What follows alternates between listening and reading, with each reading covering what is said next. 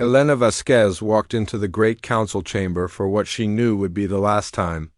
Her black shoes made soft sounds on the smooth metal floor. Around her, the biggest room in the galaxy buzzed with voices from 47 different species. Some spoke in clicks and whistles. Others made sounds like singing crystals or buzzing insects. The translation devices in her ears turned it all into words she could understand. She had been Earth's voice in this place for 3 years. 3 long years of trying to make the other species see humans as equals. 3 years of being treated like a child, asking for candy. The chamber was huge, with seats that went up and up like a giant bowl. Each seat was made for a different type of being. Some were pools of water for the fish-like aquarians. Others were hot metal platforms for the rock creatures from Molten Prime. In the center, floating high above everyone else, was the speaking platform where she now stood. Elena looked around at the faces watching her. The Zephyrians looked like living glass statues, their bodies clear and sparkling under the lights. They thought they were better than everyone because they had been traveling between stars for 10,000 years. The Hive Queen Crystal sat in her special chair, her insect body as big as a small car. Her 6 eyes looked at Elena like she was looking at food. The ancient ethereals floated in their energy bubbles. Beings of pure light who claimed to be older than most suns.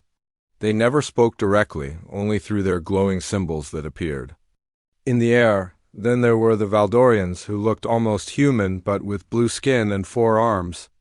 They had built the biggest empire in the galaxy and never let anyone forget it. Their leader, General Vexstar, sat with his arms crossed, his face showing clear boredom. Elena touched the datapad in her hand. On it were 3 simple requests that Earth had been making for years. First, equal treatment in trade deals. Right now, human goods were taxed 3 times more than anyone else's. Second, fair representation in galactic law. Humans had no vote on rules that affected human colonies.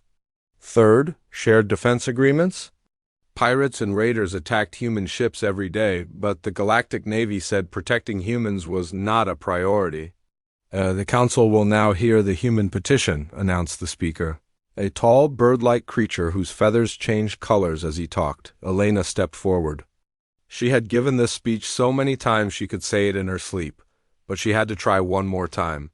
Honored delegates, she began, her voice clear and steady. Earth comes before you today with the same 3 requests we have made for the past 37 sessions. We ask only for the same treatment given to other member species. A sound like breaking glass came from the Zephyrian section. It was laughter. Ambassador Crystalline Zong of Stars spoke, his voice like wind chimes in a storm. The young species speaks again of equality, how amusing. They have been among the stars for barely 200 years.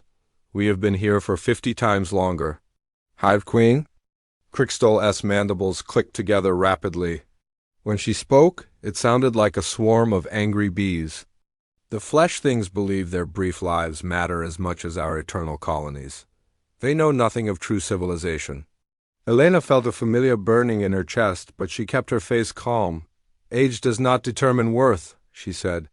We offer unique skills and perspectives that could benefit all species.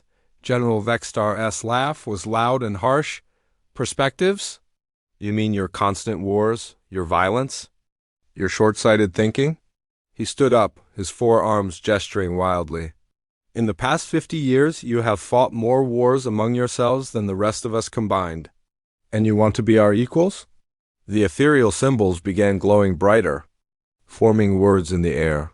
The young flesh ones seek to rise above their nature, but metal cannot become crystal. Shadows cannot become light. More voices joined in. The fish-like aquarians bubbled about air breathers who think too much of themselves. The rock beings from Molten Prime rumbled about soft creatures who break too easily. Species after species stood up to explain why. Humans were not worthy of equal treatment. Elena listened to it all. She had heard these words before, in different arrangements, but always the same meaning. Humans were too young, too violent, too different, too weak, too aggressive, too peaceful, too everything that made them less than the others, but what none. of them mentioned was what humans actually did in the galaxy. They did not talk about Captain Sarah Chun, who had spent the last 5 years hunting the Void Hunters at the edge of known space, fighting creatures from the dark between stars that could eat entire worlds.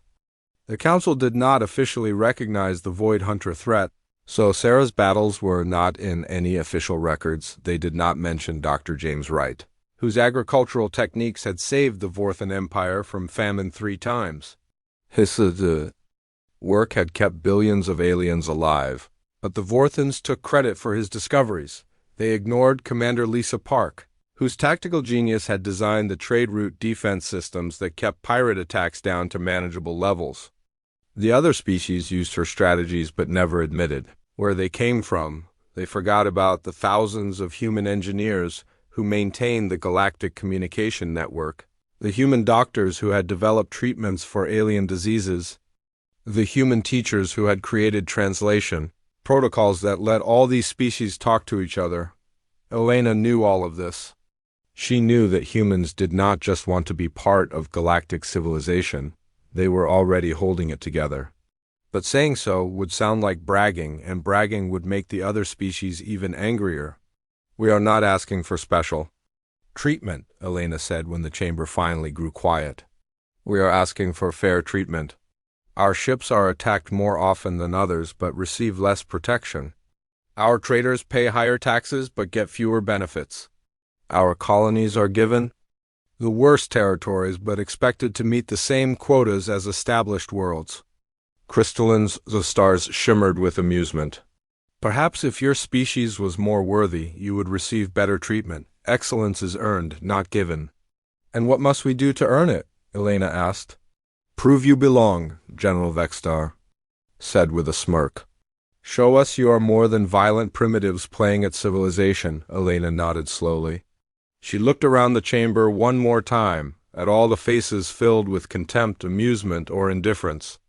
Not one showed respect, not one showed friendship.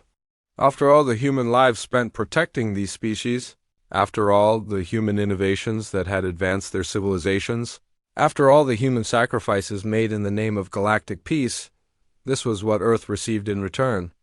I understand, Elena said quietly. The speaker's feathers turned a pleased shade of blue. Then you withdraw your petition? No, Elena said. I understand what you really think of us. She reached into her jacket and pulled out a small device. A quantum transmitter that could send messages instantly across the galaxy.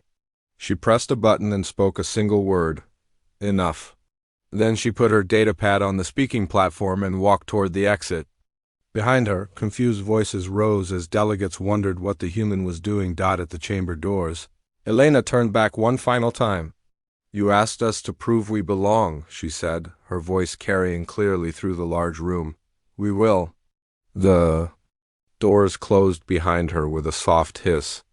In the chamber, the delegates looked at each other in confusion. The human petition was still on the platform, but the human was gone. They had no idea that Elena had just sent the signal that would change the galaxy forever. In 72 hours, they would begin to understand what humanity's true place in their civilization had been, but by then, it would be too late to take back their words. The message Elena sent reached Earth in less than a second. 3 hours later, every human in the galaxy received the same simple order. Come home, now. Captain Maria Santos was eating dinner in her quarters aboard the cargo ship New Horizons.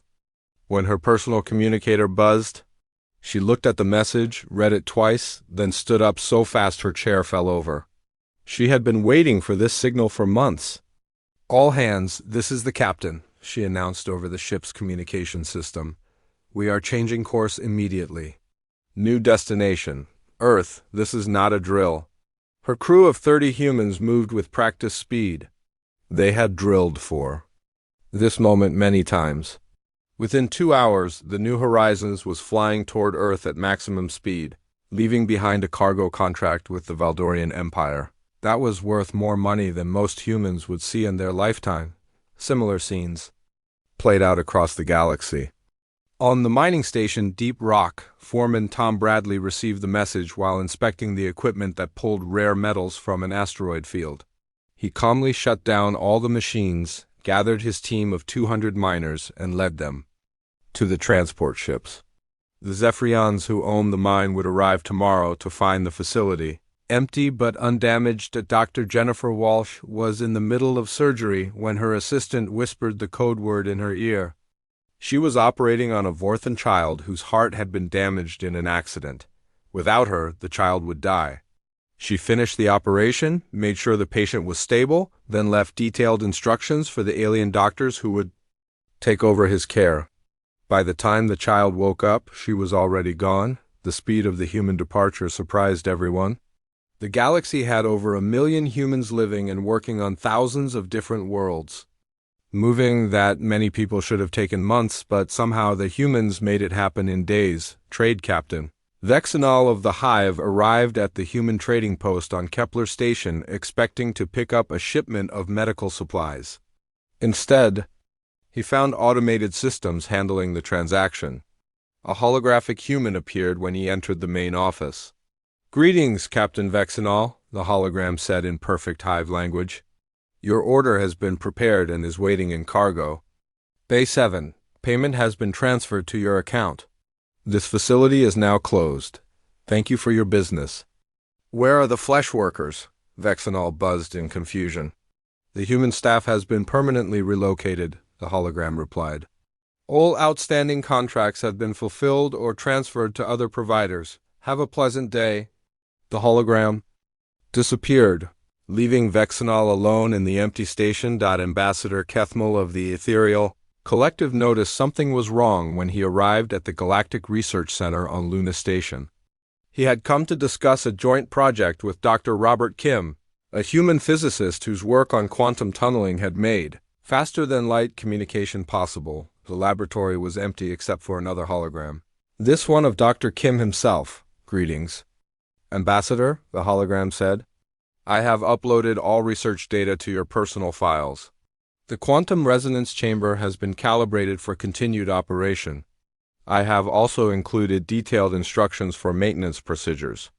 I wish you success in completing our work." "But where are you going?" Kethmal asked, his energy form flickering with concern. "Away," the hologram replied simply. Then vanished. Kethmal floated through the empty laboratory, looking at equipment worth more than some planets. The humans had left it all behind, clean and ready for others to use. But without human expertise, he knew the research would probably fail within weeks. The same thing was happening everywhere. General Vexstar arrived at his military headquarters to find that all the human tactical advisors had vanished. Lieutenant Colonel Sarah Mitchell had been his best strategic planner, the person who had designed the defense systems that protected Valdorian trade routes. Her office was empty except for a note. "All current operations have been transferred to your staff. Good luck." The speed and coordination of the departure confused everyone. How had the humans organized such a massive evacuation so quickly? The answer was something the other species had never understood about humanity. They were always prepared for rejection. For decades, humans had quietly built evacuation plans for every colony, every station, every outpost. They had backup communication networks, secret supply caches, and hidden transport ships scattered across the galaxy. They had learned to prepare for the worst while hoping for the best. Captain Rodriguez piloted his stealth ship through the Nexus sector, picking up human families from a dozen small colonies. His ship was not on any official registry. Neither were the 50 others like it that moved through space like ghosts, gathering humans from the far reaches of the galaxy. "Mama, why? Are we leaving?" asked 6-year-old Lucy Chun as her mother packed their belongings on the agricultural world of Haven Prime. "Because it's time to go home, sweetheart," her mother replied, not knowing how to explain that the galaxy didn't want them anymore. The aliens who had worked with humans began to panic as they realized what was happening. Dr. Vexandra, a Valdorian scientist, rushed to the quantum computing lab where she had worked alongside human researchers for 2 years. She found it empty except for their prototype quantum computer and a message. "Dr. Vexandra, the breakthrough you helped us achieve belongs to you now. All our research notes are in your personal database. The prototype is calibrated and ready for testing." We have learned much from working with you. We hope you will continue the work we started together. Farewell." She stared at the message for a long time. The humans had given her the most advanced computer in the galaxy and all the knowledge to understand it. But without their innovative thinking and problem-solving skills, she wasn't sure she could make it work. Commercial Captain Zixtar of the Merchant Guild arrived at the human shipping hub on Crossroads Station to find chaos. The humans who had managed cargo schedules for half the galaxy were gone. Automated systems were trying to handle the work, but they couldn't make the creative decisions that human operators had made every day. "This is impossible," Zixtar muttered, as he looked at shipping schedules that made no sense. Human logistics experts had somehow made thousands of cargo ships move through space like a carefully choreographed dance. Now that dance was falling apart. The pirates were the first to notice opportunity in the confusion. Captain Bloodfang, leader of the Crimson Raiders, had spent years avoiding human patrol ships whose unpredictable tactics made raiding too dangerous. Now those patrols were gone. "Boys," he growled to his crew, "it's open season on merchant ships." But even the pirates didn't understand what they had lost. Human anti-piracy operations had not just been about patrol ships. They had been about intelligence networks, communication intercepts, and tactical coordination that other species couldn't replicate. On the remote research station Gamma 7, the last human team was preparing to leave. Dr. Elena Kowalski looked out at the stars through the observation deck windows. She had spent 5 years studying cosmic radiation patterns that could predict solar flares. Her work had saved millions of lives by giving advance warning of dangerous space weather. "Are you sure about this, Elena?" asked her assistant, Dr. Yuki Tanaka. "Our work here is important." "The galaxy doesn't think so," Elena replied sadly. "They made their choice. Now we make ours." They boarded their ship and flew toward Earth, leaving behind equipment that no other species knew how to operate. Within a month, 3 colonies would be damaged by solar flares that Elena's early warning system could have predicted. The most difficult departures were the ones where humans had formed friendships with aliens. Commander Lisa Park had worked closely with an Aquarian tactical officer named Depth Singer for 3 years. They had developed mutual respect and what humans might call friendship. "Why must you leave?" Depth Singer asked, his translation device making his bubble speech sound sad. "Because we are not wanted," Lisa replied honestly. "I want you to stay," Lisa smiled sadly. "One voice is not enough to change a galaxy's mind." She shook his thin hand in farewell and walked away, leaving behind the defense plans they had created together. Plans that had kept shipping lanes safe from raiders for 2 years. As the hours passed, the alien species began to realize the scope of what was happening. It wasn't just a few humans leaving their jobs. It was every human, everywhere, all at the same time. Complete evacuation, total withdrawal. The Galactic communication network buzzed with confused messages. Where were the humans going? How had they organized such a massive operation? Why were they leaving behind so much valuable equipment and research? Some species celebrated. The arrogant Zephyrians declared it good riddance to primitive troublemakers. The Hive Queen announced that the flesh things finally understand their place, but others felt growing concern. The Aquarians depended on human engineers to maintain their underwater cities. The rock beings of Molten Prime needed human heat resistance technology to expand their colonies. The tree-like Sylvans had worked with human botanists to fight a plague that was killing their forests. All of those partnerships were ending. All of that knowledge was walking away. The final human transmission came 72 hours after Elena's signal. It was broadcast on every frequency, in every language, so that 6 months after the humans vanished, Captain Zixtar was having the worst day of his career. His cargo ship Prosperity's Dream was supposed to be carrying medical supplies to the outer colonies, but instead it was floating dead in space with pirates surrounding it. "This is Bloodfang of the Crimson Raiders," crackled a voice over the communication system. "Prepare to be boarded. Resistance will result in spacing." Zixtar's 4 hands shook as he tried to think of what to do. 6 months ago, this would never have happened. The human patrol ship Guardian's Light would have appeared out of nowhere, forcing the pirates to flee. Captain Maria Rodriguez had kept this entire sector safe for 3 years, but Captain Rodriguez was gone. All the human patrol captains were gone. And now pirates attacked merchant ships every day. Please, Zixtar broadcast on the emergency frequency. Any Galactic Navy ship, this is Prosperity's Dream requesting immediate assistance. We are under attack by raiders. Static answered him. The Galactic Navy existed, but they said protecting trade routes was not cost-effective. The human ships had done it for free because they believed it was the right thing to do. The pirates boarded and took everything valuable, including Zixtar S.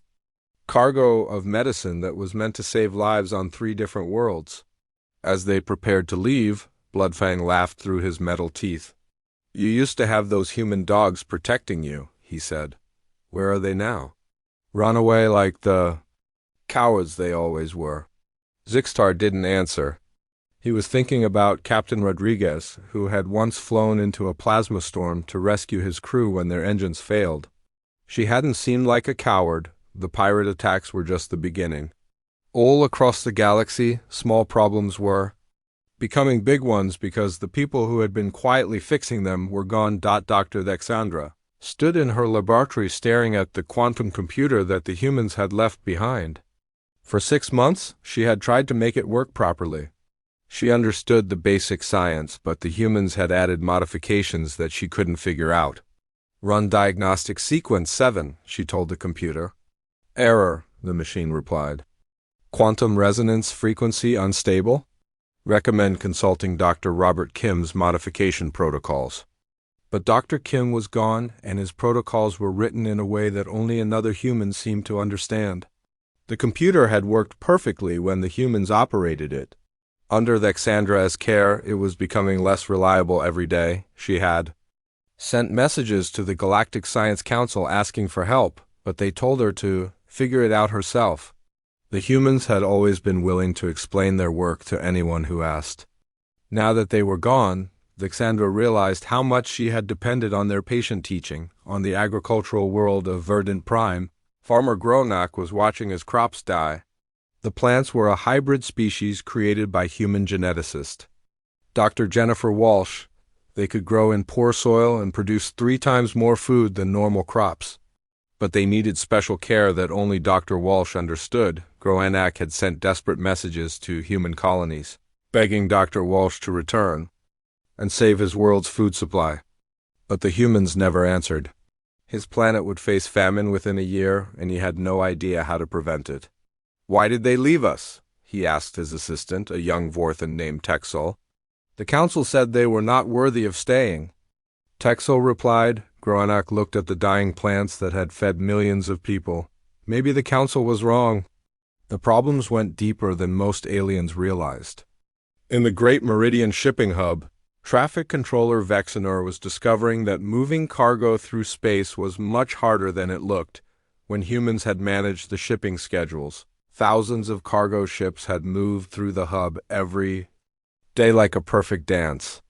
Each ship knew exactly when to arrive, which dock to use, and when to leave. There were never accidents, never delays, never confusion. Now, without human logistics experts, the hub was in chaos. Ships arrived at the same time and crashed into each other. Cargo sat on loading docks for days because no one knew where it was supposed to go. The efficient system that had supplied half the galaxy was falling apart. This is impossible, Vexenor muttered as he looked at his scheduling screens. How did the humans make this look so easy? His assistant, a young Zephyrian named Crystal Heart of Ice, shimmered with frustration. They were just following simple procedures. We can do the same thing. But they couldn't. The humans hadn't just followed procedures, they had created new solutions for every unexpected problem. When a ship arrived early, they found a way to fit it in. When cargo was mislabeled, they figured out where it belonged. When weather delayed a shipment, they rerouted everything to avoid bigger problems. The aliens had thought this was simple work that anyone could do. Now they understood it required creativity and quick thinking that they couldn't match. The communication networks were failing too. Chief Engineer Krixmal of the Galactic Communication Service had always thought the humans were just maintenance workers who fixed broken equipment. She didn't realize they had also been constantly improving the system. Human engineers had upgraded communication relays, optimized signal routing, and developed new protocols that made messages travel faster and more reliably. Without them, the network was slowly degrading. Why are we losing signal strength in the outer sectors? Krixmal asked her team. Unknown, replied her assistant. The human technicians used to handle those repairs. Well, send a team to fix them. We don't know how. The humans never wrote down their repair procedures. Krixmal was learning that humans had kept a lot of knowledge in their heads instead of in official manuals. They had shared that knowledge freely with anyone who asked, but most aliens had never bothered to ask. The most frightening discovery came from the deep space monitoring stations. Lieutenant Depth-Singer of the Aquarian Defense Force was reviewing sensor data when he noticed something disturbing. The stations that watched for threats from outside the galaxy were reporting strange readings. Computer, show me sensor data from Deep Space Monitor Station 12 for the past 6 months. He commanded. The data appeared on his screen, and Depth-Singer's gills fluttered with alarm. The station had detected dozens of unknown ships at the edge of galactic space. They appeared briefly on sensors, then vanished before any detailed scans could be completed. The ships used technology that seemed familiar but more advanced than anything in the galactic database. Their energy signatures were similar to human designs, but much more powerful. Computer, cross-reference these readings with known human ship configurations. Analysis complete. Energy signatures show 73% similarity to human fusion drives, but power output is 400% higher than maximum recorded human capabilities. Depth-Singer stared at the data. Were these human ships? Had the humans not actually left the galaxy, but instead gone to the edge of known space and somehow advanced their technology? He tried to send a message to the unknown ships, but they never responded. They just watched from the darkness beyond the stars, silent and mysterious. The economic problems were getting worse, too. Trade Captain Zixtel looked at his profit reports and wanted to cry. Without human shipping efficiency, cargo costs had tripled. Without human safety patrols, insurance rates had increased 10 times. Without human maintenance, his ships broke down constantly. We're losing money on every run, he told his business partner, a Valdorian merchant named Gexstar. It's those cursed humans' fault, Gexstar growled. They must have sabotaged our systems before they left. But Zixtel didn't think the humans had sabotaged anything. They had just stopped making everything work smoothly. He was beginning to understand that the humans hadn't been trying to control galactic trade. They had been making it possible. The research projects were failing too. Dr. Yuxandra had been working with human scientists on a cure for the Crimson Plague, a disease that was spreading through several star systems. The humans had been close to a breakthrough when they left. Now she was stuck. The human research methods were too complex for her to understand. Their creative approach to problem-solving was completely different from anything she had learned. Without them, she couldn't finish the cure, and thousands of people would die. Why didn't they teach us their methods?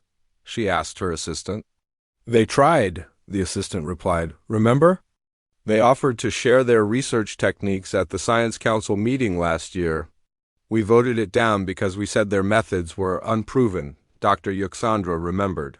The humans had wanted to establish joint research programs where they would teach other species their innovative techniques. The council had refused, saying alien methods were superior. Now she would give anything to have those human teachers back. The military situation was becoming dangerous. General Vexstar stared at intelligence reports that made his 4 stomachs sick with worry. Without human tactical advisors, his forces had lost their edge. The defense strategies that had kept the Valdorian Empire safe were breaking down. 3. Border colonies had been attacked by raiders in the past month. His military couldn't stop them because the raiders were using the same unpredictable tactics that humans had once used to fight pirates. How are we supposed to fight an enemy that doesn't follow proper military procedures? He asked his staff. The humans always said that creativity was more important than. 2 years after humanity's departure, Ambassador Kethmal stood in what used to be the greatest meeting hall in the galaxy. The Galactic Council chamber was half empty now. 17 species had stopped sending representatives because their governments no longer existed. The beautiful chamber showed signs of neglect. Some of the lighting panels were dark because no one knew how to fix them. The air recycling system made strange noises that worried everyone. The humans had maintained all of this, but the maintenance manuals they left behind might as well have been written in an alien language. "We call this emergency session to order," announced Speaker Bright Feathers in Wind. Though his colorful plumage looked dull and tired these days, we must address the growing crisis. The crisis had a name now. The Void Hunters, General Vexstar, who looked like he had aged 10 years in the past 24 months, stood to give his report. His once proud military uniform was patched and faded. The Valdorian Empire was barely surviving. "The situation in Sector 7 is worse than we thought," he began, his voice shaking. "The Void Hunters have consumed 3 more star systems. That brings the total to 47 worlds destroyed." Gasps and clicks of distress filled the chamber. The Void Hunters were nightmares made real, creatures from the dark space between galaxies that fed on the life force of entire planets. They turned thriving worlds into dead, gray spheres that drifted through space like tombstones. "What about our defense fleets?" asked Crystal Song of Stars, though the Zephyrian's usual arrogance was gone. His home system was in Sector 9, right in the path of the approaching Void Hunter swarm. "Destroyed," Vexstar replied flatly. "Admiral Crixmal's battle group engaged them at the Nexus station 3 days ago. We lost all 47 ships. The Void Hunters lost nothing." Hive Queen Crixtal's mandibles clicked nervously. Her once mighty swarms were scattered across a dozen worlds, trying to evacuate populations before the Void Hunters arrived. "How is this possible?" "Our combined fleets have thousands of ships. Our ships are designed to fight other ships," Vexstar explained. "The Void Hunters are something else entirely. They don't use normal technology. They don't follow the rules of physics that our weapons are built to exploit. Our energy beams pass right through them. Our missiles can't lock onto them. They're like trying to fight shadows." Dr. Thexandra spoke up from the science section. "I've been analyzing the sensor data from our encounters. The Void Hunters exist partially outside normal space-time. That's why conventional weapons can't hurt them." "Then how do we fight them?" demanded Ambassador Depthsinger of the Aquarians. The chamber fell silent. No one had an answer, but Ambassador Kethmal was remembering something that made his energy form flicker with horrible understanding. 2 years ago, in one of the last human petitions to the Council, Elena Vasquez had mentioned external threats requiring new defensive technologies. The Council had dismissed her concerns as human paranoia and refused to fund research into unconventional weapons. "The humans knew," Kethmal said quietly. "They tried to warn us." "What?" Crystal Song of Stars shimmered with confusion. "The humans, they knew about the Void Hunters. That's why they kept asking for better weapons, stronger defenses, unified military command. They weren't being aggressive. They were preparing to protect us." The chamber erupted in angry buzzing, clicking, and chirping as the delegates realized the implications. They had thought the humans were warmongers who wanted bigger guns to start fights. Instead, the humans had been trying to build defenses against an enemy the Council refused to acknowledge. "Impossible," Hive Queen Crystal buzzed. "How could they know about threats we never detected?" General Vexstar's face went pale as he accessed his military database.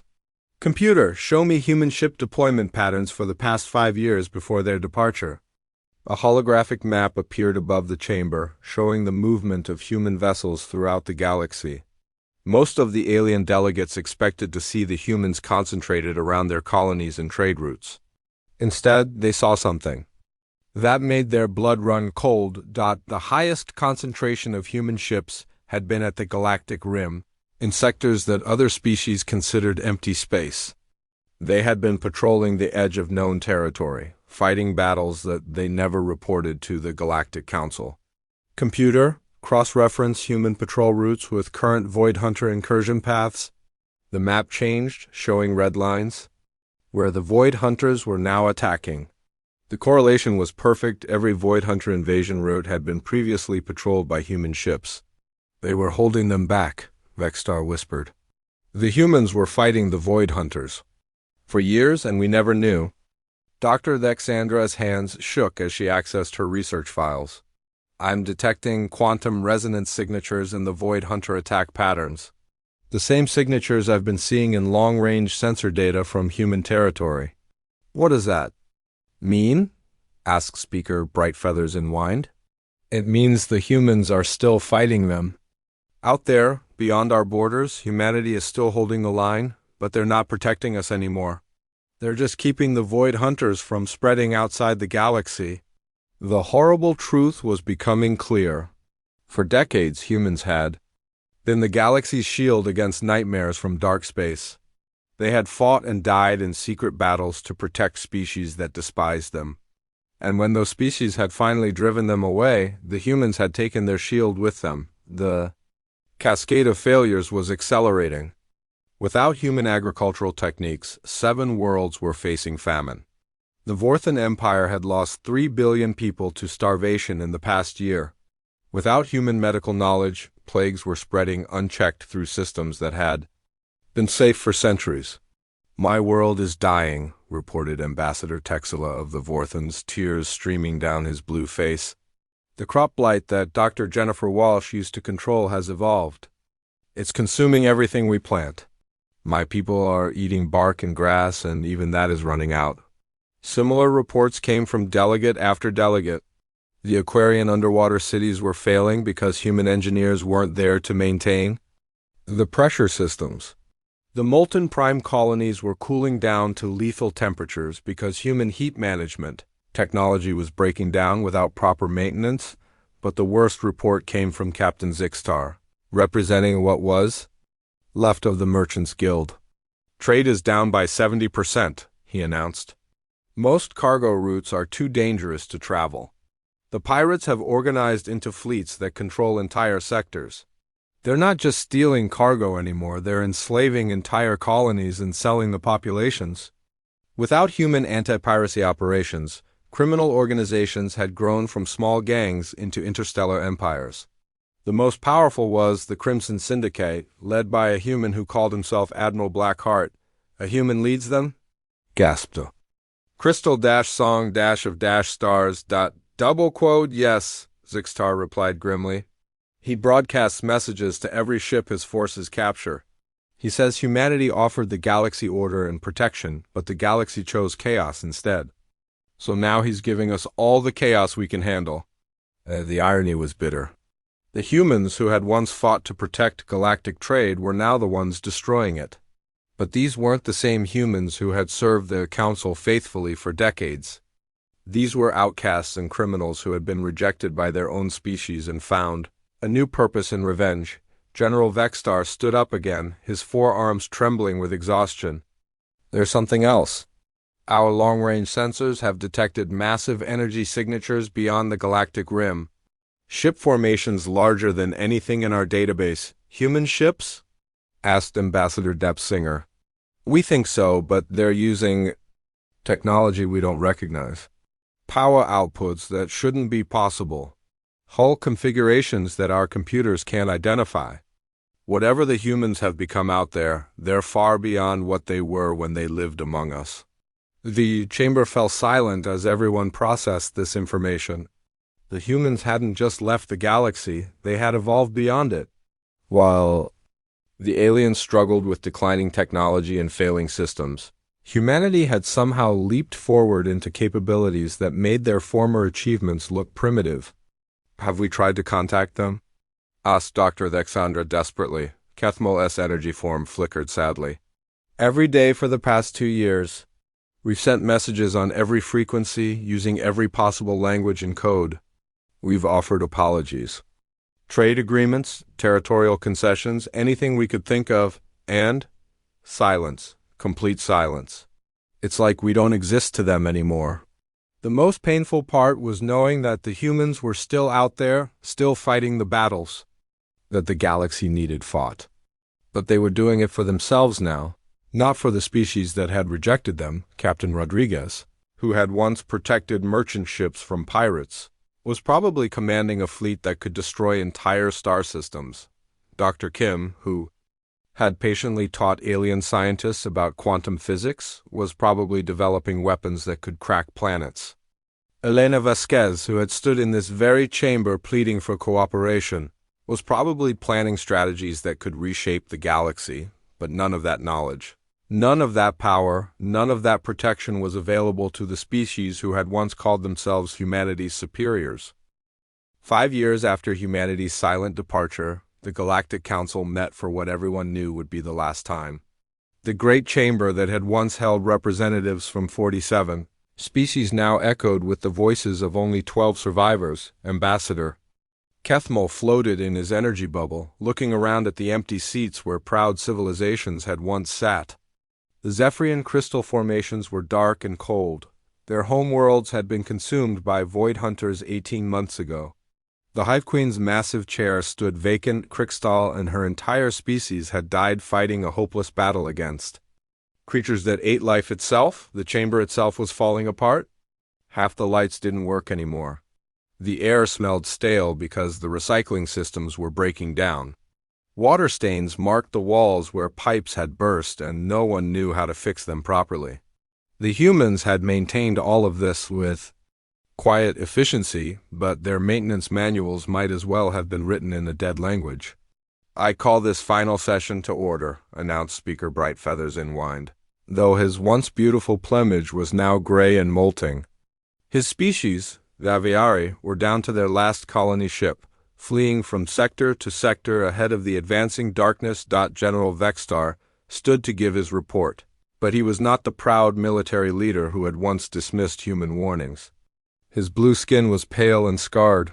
He had lost 3 arms in the Battle of Crimson Nebula, where his fleet had tried unsuccessfully to stop a void hunter swarm. Of the Valdorian Empire's 1,000 worlds, only 50 remained. "The situation is hopeless," he said simply. "The void hunters control 70% of galactic space. The pirates control most of the rest. We have 12 functioning governments left, maybe 100 safe worlds, and no way to defend them." The numbers were even worse than they sounded. Those 100 safe worlds were mostly agricultural colonies that could barely feed themselves, let alone support advanced civilization. The great industrial centers were gone. The research stations were abandoned. The trade networks had collapsed completely. Dr. Thexandra, now the senior science advisor for all surviving species, looked exhausted. Her laboratory had been evacuated 6 times as the void hunters advanced. She was working with equipment held together by spare parts and desperate hope. "I've completed my analysis of the void hunter expansion pattern," she reported. "At their current rate of consumption, they will have devoured every inhabited world in the galaxy within 2 years. What about the human territories?" asked Ambassador Depth Singer of the Aquarians. His people had lost their beautiful underwater cities, but some had escaped in colony ships that leaked constantly because human engineers weren't there to fix them. "That's complicated," Thexandra replied, bringing up a holographic map of the galaxy. The map showed the current situation in stark colors. Red zones marked void hunter territory, a spreading cancer that covered most of the galactic disk. Black areas indicated pirate-controlled space, where slavers and criminals ruled with stolen warships. The tiny blue dots of surviving civilizations looked pathetically small in comparison, but at the very edge of the map, beyond the traditional galactic boundary, was a ring of green space marked simply as human territory, status unknown. "Our long-range sensors show constant battle activity in human space," Thexandra explained. "Massive energy discharges, gravitational anomalies, entire star systems flickering in and out of normal spacetime. The humans are fighting something out there, and the scale of the conflict is beyond anything we've ever recorded. Are they winning?" asked Captain Zixtar, though his merchant fleet was down to 3 ships held together with prayer and salvaged parts. We don't know. But the Void Hunters haven't advanced past the human perimeter in over a year. Something is stopping them. The implication was clear. Humanity was still fighting the galaxy's battles, even after the galaxy had rejected them. But they weren't doing it for the aliens anymore. They were doing it for themselves, to protect whatever new civilization they had, built in the dark spaces beyond the rim. Have we received any response to our latest communication attempts? Asked Speaker Bright-Feathers-and-Wind.ke. Impulse energy form flickered sadly. I have sent 1,247 messages to human territories over the past 5 years. Offers of alliance? Pleas for help, formal apologies, everything I could think of. The response has been uniform, complete silence. Maybe they don't receive the messages, suggested Ambassador Texila of the Vorthans, though his optimism sounded forced. His people were dying of starvation on their few remaining worlds because they had never learned to grow food without human agricultural techniques. They receive them, Kethmal replied with certainty. Our sensor data shows human ships intercepting and analyzing every transmission we send. They read our messages, then ignore them. The silence that followed was heavier than the vacuum of space. Every delegate in the chamber understood what that meant. Humanity knew about their suffering and had chosen not to care. It wasn't cruelty. That would have been easier to bear. Cruelty implied emotion, which meant there was still some connection. That could be appealed to. This was worse, indifference. To humanity, the species that had once shared the galaxy with them had become irrelevant. There is one more thing, General Vextar said reluctantly. Yesterday, our perimeter scouts detected human ships in Sector 12. Every head in the chamber turned toward him. Sector 12 was deep inside what used to be galactic space, not on the rim where humanity was fighting the Void Hunters. Were they coming to help? Asked Depsinger with desperate hope. No, Vextar replied grimly. They were evacuating the Terran Memorial Colony. The Terran Memorial Colony was a small world where humans had built a monument to their ancestors who had died in the early days of galactic expansion. It had been abandoned when humanity left, but apparently some humans had returned to collect whatever they considered worth saving. Did they make contact?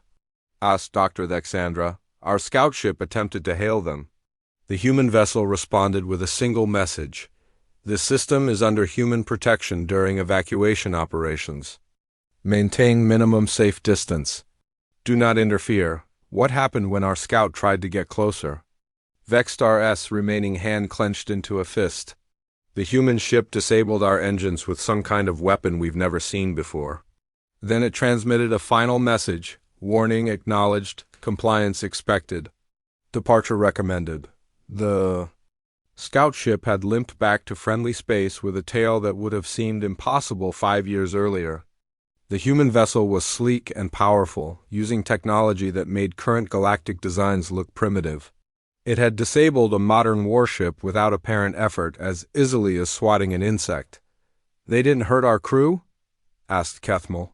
No. They could have destroyed the ship completely, but they just sent it away, like we were a minor annoyance not worth killing. That summary captured humanity's new relationship with their former neighbors perfectly. Not hatred, not anger, just casual dismissal. The galaxy that had once rejected them was now beneath their notice. The meeting continued, but there was little left to discuss. No strategies could change their situation. No diplomacy could reach the humans. No technology could match the threats they faced. The delegates prepared to leave for the last time. Speaker Bright-Feathers-and-Wind read a final statement into the official record. Let it be noted that the Galactic Council, in its final session, acknowledges the following truths. Humanity offered us partnership, and we demanded their submission. They provided protection, and we showed them contempt. They gave us warnings about threats we refused to see, and we dismissed their concerns as primitive paranoia. His voice grew softer as he continued. We believed that age meant wisdom, that Technological advancement meant superiority, that our long histories made us better than a young species who had barely learned to travel between stars. We were wrong. He paused, looking around the empty chamber one final time. The humans were never the problem. We saw their youth and mistook it for ignorance. We saw their adaptability and called it chaos. We saw their willingness to fight for others and labeled it aggression. We saw their innovations and dismissed them as lucky accidents. Now we understand the truth too late. The humans were not trying to dominate us, they were trying to save us. From pirates, from plagues, from economic collapse, from the void hunters, from our own short-sightedness. They were the immune system of galactic civilization, and we destroyed them because we were too proud to admit we needed them.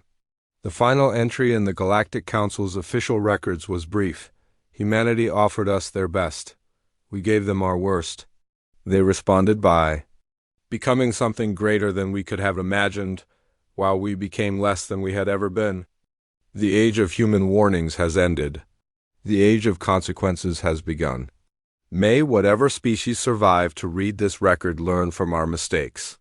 The delegates left the chamber in silence, returning to their dying worlds and failing colonies.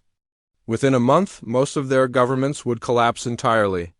The great galactic civilization that had lasted for millennia was ending not with war or conquest, but with simple entropy, systems breaking down because the people who knew how to maintain them were gone.